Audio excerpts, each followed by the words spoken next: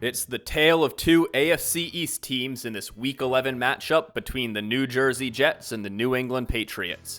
The Patriots are looking playoff bound, while the Jets are stockpiling picks and already looking at draft tickets. Can the Jets pull off the upset, or will New England cement their lead in the East? We'll see in the simulation, but first, let's get behind the bar and make our drink a Queen's Ward. What a way to start Week 11. You know, I bet when they were putting this game on the schedule before the season started, they were looking at it and going, all right, yeah, this should be a competitive, middle-of-the-pack game between two AFC East teams. Instead, the Patriots are on top of the division, and the Jets are firmly in the basement. So as a result, we're going to start with the Jets and a cocktail that should take y'all back to happier times in Queens. The Queen's cocktail comes to us from Harry Craddock's 1930 Savoy cocktail book, and it's basically the result of someone looking at an equal parts martini and going, what if I put pineapple juice in it? The name for this drink comes from that equal parts martini, which is often called either a perfect or a Queen's martini. The end result is pretty much what you'd expect, that classic gin and vermouth combo with a little additional sweetness and fruitiness from the pineapple juice. Why is this drink the Jets representative? Well, before they started bunking with the Giants over in Jersey, the Jets played at Shea Stadium in Queens. That's actually the stadium they called home when they won their only Super Bowl back in '68, so this feels like a fitting match. Now, unlike the Queen's cocktail, which comes from London, New England's representative actually comes from its region. It's the Ward 8. The Ward 8 is a pre-prohibition cocktail created in Boston way back in 1898 to celebrate the election of Martin Lomasney to represent Boston's 8th Ward. While the exact creator of the drink has been lost to history, it was almost certainly created at the Loch Ober Cafe, a French restaurant also located in Boston's 8th Ward, which sadly closed in 2012 after being open for over 100 years. This drink is a riff on the whiskey sour, with a lemon and orange juice base for the sour, and substituting the simple syrup for Grenadine. Now, I should clarify that this is almost certainly the sweet tart Grenadine of pre-prohibition, not the Red 40 Roses cane sugar syrup that you're likely used to. The end result of all of these modifications is a drink that's slightly sweeter and slightly less acidic than its traditional whiskey sour counterpart, with a few extra flavor notes to boot. This was a fun mashup with a lot of potential combinations between these two drinks, gin or rye base, which of the fruit juices to keep, Grenadine or no Grenadine. Ultimately, what I settled on for a final spec is 1.5 ounces of rye whiskey. This is going to be the base for this drink. I can't remember my exact thought process sticking with the Y instead of the gin. I think I just wanted to keep it a little bit closer to that whiskey sour originally from the Ward 8. 3/4 of an ounce of red vermouth. Vermouths are interesting. There's a lot of sort of overlap. Red is sometimes synonymous with sweet, other times not. This one is both red and sweet. This is also probably one of the most common ones that you'd find if you're looking for a vermouth. 1/2 ounce of lemon juice. This is our acidity. Adding some brightness to those alcohols.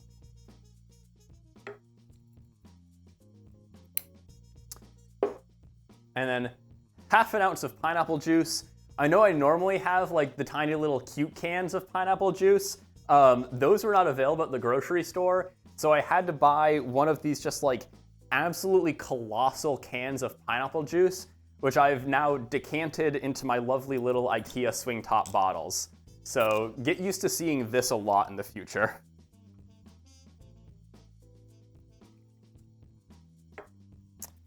And now I was going to do a bar spoon of Grenadine, but I really wanted it to be, the legit Grenadine and not just the Rose's Red 40.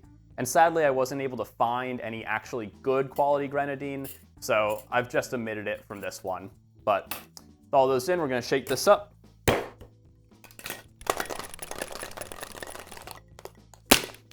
Woo! An aggressive break right there. Then we're going to strain that into our coupe glass. Lovely little pale gold color. All right, so this is our Queen's Ward. Let's give it a taste.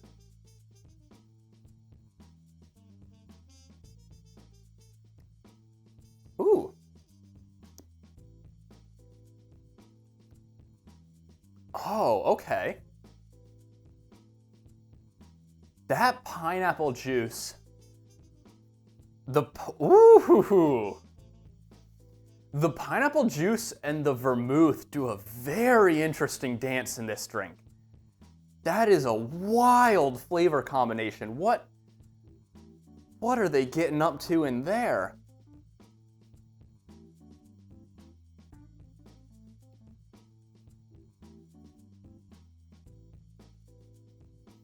So this is a very dry drink. I do think, because even the old school, sweet tart, pomegranate-based Grenadine is still a syrup. It's still bringing sweetness. I do think a bar spoon of it is absolutely it'll really help out this drink. I'm gonna keep it in the spec for this drink. But as a very dry drink, it won't change the quality of this drink too much. It'll just, I think, add a little touch of additional sweetness, which this drink will be very grateful for. And it'll add, a little extra flavor depth from that pomegranate note. But just as is, this sort of extra dry version of this drink. Very interesting combination of that pineapple and that vermouth. It is, in the best possible way, because this is not a part of pineapple I enjoy. I don't think it's a part of pineapple most people enjoy. But when you have the white parts of pineapple, the parts that are, close to the core or close to the rind, and, it's kind of fibrous, and obviously it's not good because there's no sugar in there, but you are actually getting to sort of piece out, because there's no sugar, you're like, oh, this is the actual flavor of pineapple, right? You're not tasting the sugar, of oh, well, this is sugar, so that's the flavor I associate with pineapple is sugar. You're tasting no sugar, just the flavor notes of the pineapple. And that's kind of what you have here, except it's those dry pineapple flavor notes interlaced with the sweet vermouth and its sort of, flavor contributions. And it creates this very interesting kind of tension in this drink, this very dynamic push and pull between those two flavors that honestly lasts for a while. You really get to kind of sit with that in your mouth, after the drink has sort of washed down, and just sort of feel that for a little bit. This is a very interesting drink.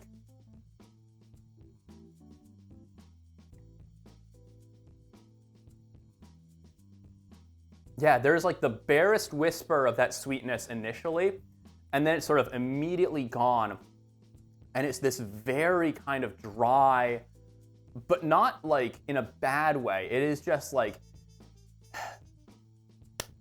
I've got it. It's like the stripped back version of a song, The best example I can think of is Space Ghost Coast to Coast. The stripped back version of that song is, in my opinion, better than the original, because you feel everything so much more. It's kind of, raw isn't the right word. It's a bit rougher, I think. This drink feels kind of rough on the palate. Not in a bad way, in a very intriguing way that you don't get from a lot of drinks. I'm having a hard time figuring out how much I like this drink because it does something really weird that I haven't had any other drink do, and how much I actually just like this drink. That's a thing I go back and forth on a while, where it's you can do something poorly, but if it's something I've never seen before, I'll still enjoy it a certain amount, because I see that you're taking risks and you're trying to do something cool. And it can be hard at times to kind of figure out where that line is between, good because it's weird and trying something new, and actually just being good. This is, I think, right on that line between those two categories.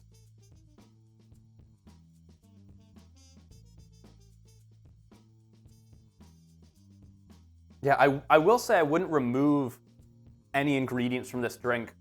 I do think this with a gin base, this is a fundamentally different drink with a gin base because that gin is going to bring so many new flavor notes to the party. But I am very curious to try it with a gin base now. Because I do wonder, like I feel like it might clash with the red vermouth though. I feel like you might get contrast there, whereas the rye whiskey is very kind of, in harmony with the vermouth. And it just lends some, punch to this drink that it really needs. I wouldn't remove any of these. You need that extra acidity from the lemon juice. Despite, pineapples have a reputation for being very acidic, they're actually not as acidic as lemon juice when you just sort of measure it at the molecular level. So I do think you can't go, I also wouldn't want to go with a full ounce of pineapple juice flavor-wise. I think that would throw off the flavor balance that we have here. Wow, this is a wild little drink. We're off to a good start this week. Let me see, can I nail down what the notes are that I'm getting in this vermouth? Because the pineapple is definitely that dry pineapple side. What am I picking up on here? Mild sweetness, yeah. It's hard to nail down exactly what the other half of that combo is. But it's good. I like this drink. Damn. It is a little bit of a one-trick pony in that this specific kind of flavor combo is really the one thing it's kind of hanging its hat on. But man, what a trick to hang your hat on. I mean, this is absolutely unique, unlike anything I've had before. And an interesting kind of route for pineapple. Typically you put pineapple in things as a tiki style thing, where you want that kind of the combo of the sweetness and the bite that it gives. But in this drink, the sweetness really isn't coming through at all. And so you're just getting the bite. And this is kind of opening my eyes to maybe you can use pineapple to create a drier, sharper sensation that you don't necessarily associate with and explore that kind of whole new flavor space. Well, for this drink, being on the drier side is a good thing. If the matchup is on the drier side, it's certainly not. But there's only one way to find out if it will be, and that's in the simulation. The Jets start with the ball, and it's important to note that they still have Sauce Gardner and Quinnen Williams, as this was simulated before all that trade deadline madness. Now, I don't know if having A.D. Mitchell would help, but the Jets go 3 and out to start. Meanwhile, on the Patriots' opening drive, Drake May is trying to convert on 3rd and long, rolls out of the pocket, fires deep downfield into double coverage, where it's picked off by Brandon Stevens, Brett Coleman's favorite corner. Now, the Jets may have traded their star corner and defensive lineman, but they still have Breece Hall, who takes this in 8 yards to pay off the interception with a touchdown. The Patriots strike right back as May finds Hunter Henry, who picks up a block and catches the pylon for the 15-yard TD. However, the Jets' decision to keep Hall looks even better on their very first play of their following drive, as the O-line opens up a massive hole and Hall is off to the races, picking up a key block from Garrett Wilson and taking it 77 yards to the house. Of course, the Jets' defense is certainly feeling the effect of missing those key contributors, as the Pats march right back down the field, and it's for their turn to the MAC, Hollins with a 7-yard touchdown to tie the game back up. But then again, the Patriots' defense is at full strength, and they let Breece Hall score his 3rd touchdown of the game, this time on a screen pass, putting the Jets up 21-14 at the half. The Jets' offense keeps rolling in the second half, but this time they go to someone who isn't Breece Hall. It's Allen Lazard with a short pass TD. New England is looking to respond at the end of the 3rd quarter, but the Jets stop Hunter Henry just shy of the line of gain. Instead of trying to convert the 4th and 1 from the 9-yard line while down 14 points at the start of the 4th quarter, the Pats instead just hit the chip shot field goal. But Justin Fields gifts the Patriots the ball right back on the following drive as he tosses an interception to Christian Ellis right around the 50. However, 2 ineffective screens have them facing a 3rd and long, and Booty is stopped well short. But the Pats hit the 48-yarder to pull this within 1 score. On 3rd and 10 with 3 minutes left, Justin Fields heaves up a prayer, and New England's defense comes up with a big stop as Gonzo breaks it up. But they are still within field goal range, and Folk hits the 52-yarder to extend the Jets' lead back to 2 scores. The Patriots' offense isn't dead yet, though, as they make it to the 1-yard line, and Drake May just scoots on in for the score. Unfortunately, the Jets blow up the wide receiver screen on the 2-point conversion, so New England needs a touchdown now. But first, they need the ball back, and with 1 timeout and 50 seconds left, they go for the onside kick and recover it too early, resulting in the Cuomo penalty. Jets get the ball and kneel out the rest of the clock, securing their 31-26 upset at Foxborough. Well, certainly an upset here, though like I said in the beginning, this sim was run before those 2 massive trades, so that's almost certain to change the outcome of this game. But to be completely honest, I didn't think that they would win this game even with Sauce and Williams, so who knows? This season has also been absolutely nuts, so maybe Aaron Glenn can work some magic in this matchup. 2 very different quarterback performances in this game, but they do have their similarities. Both of these QBs threw for 2 touchdowns and 1 interception, but damn, they really couldn't have taken more different roads to get there. Drake May honestly looked really accurate to how he's been this year, slinging the ball, completing 78% of his passes for 295 passing yards. Justin Fields actually also looked pretty similar to his real-life counterpart, completing only 8 of his 17 pass attempts for 128 total yards. However, Fields didn't need to throw the ball much because the Jets absolutely ran all over the Patriots, as Breece Hall led the way with 186 yards on 15 carries, turning 2 of them into touchdowns. For context, that's over 50 yards higher than his single-game high so far this season, and against the Patriots defense that just held Bijan Robinson to only 46 yards. So that's optimistic to say the least, plus Fields also added 61 rush yards. Those 247 rush yards allowed would be basically double the most this defense has allowed in a single game all season so far. The Patriots' ground game really couldn't get going, as Ramondre Stevenson's 11 carries only yielded 31 yards. Travion Henderson was far more efficient on his 3 carries, but still only managed 19 total yards. Now, despite May throwing for nearly 300 yards, the Patriots didn't have a 100-yard receiver. Hunter Henry came real close with 96 yards and a touchdown, but they really did spread the ball around in this game. In fact, perhaps the best representation of the difference between these 2 teams' pass games is that the Jets' leading receiver, Garrett Wilson, only had 2 catches, less than 5 other Patriots receivers. And down at the bottom of the stat sheet, both Mac Hollins and Breece Hall are masters of efficiency, turning their only receptions into touchdowns. Oh, and yet another game without crazy inflated running back receptions. Maybe I pulled the trigger too early on that pattern. We'll see in the offseason retrospective. Funnily enough, in the Monte Carlo sim, these quarterback performances are actually reversed, as Justin Fields breaks 200 passing yards and May falls all the way to 162.